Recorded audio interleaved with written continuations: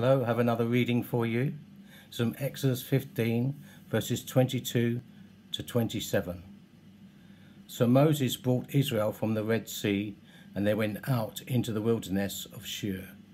And they went 3 days in the wilderness and found no water. And when they came to Marah, they could not drink of the waters of Marah, for they were bitter. Therefore the name of it was called Marah, which means bitter. And the people murmured against Moses, saying, "What shall we drink?" And he cried out to the Lord. Good thing to do. And the Lord showed him a tree, which when he had cast it into the waters were made sweet.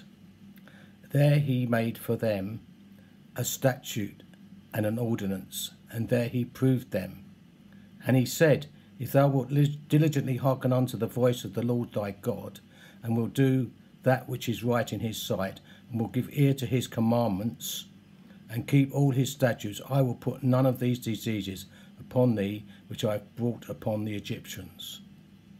For I am the Lord that heals you." Of course, they came to a spring called Elim, 12 wells of water. You know, there's so much to be brought out of this passage. First of all, Jesus hung on a tree for us to make our lives from being bitter to being sweet. But I want to tell a quick story about a man that I know, that I stayed with. He's gone to be with the Lord now.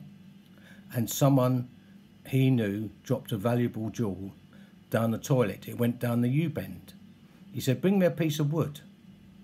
They brought him a piece of wood and he put it over the toilet, and this diamond jewel, expensive jewel, jumped up round the U-bend and jumped out the toilet and stuck to the wood, and he gave it back. Why was that? He heard what God said. This is what this passage speaks about, hearing what the Lord says. We have to hear what God says. Man doesn't live by bread alone, but by every word that proceeds out the mouth of God. So don't listen to such rubbish. It's on the internet now. Don't take the vaccine, you'll be dead in 2 years. I knew a man who said that there was going to be a third world war in 3 years' time, and all the people, including my flatmates, stored up food in their lofts, thinking there was going to be a world war. After 3 years, it didn't happen, and the food had gone off. Don't listen to man, listen to God.